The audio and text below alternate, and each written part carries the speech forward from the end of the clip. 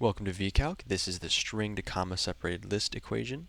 This equation is useful if you're programming in some language and you need to make an array or a list of items and you have the full string or paragraph or sentence and you just want to break that up into individual pieces.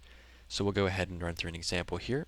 Let's say that I want to take the alphabet, for example, and turn that into some kind of array or list. So I'll go ahead and type that in right now.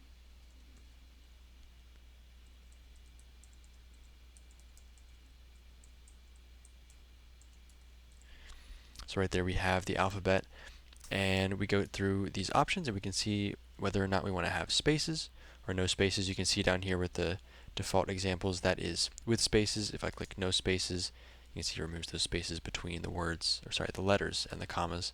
So we'll go ahead and do spaces for now. And then bracket type, this is pretty important.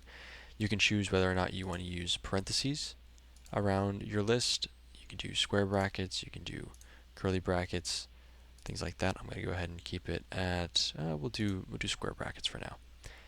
And this last option is very useful for any kind of list or array of letters. You can go ahead and change everything to uppercase or all lowercase. And if you have, a mix between upper and lowercase in your array, this will change every value in there to all uppercase or all lowercase. So that's how you use the string to comma separated list equation in VCalc. One other thing to note is down here at the bottom of this equation, we actually have other string manipulation equations in VCalc that you can navigate to and explore their functionality. But this was just an example with the string to comma separated list equation. I hope it was helpful, and thank you for watching.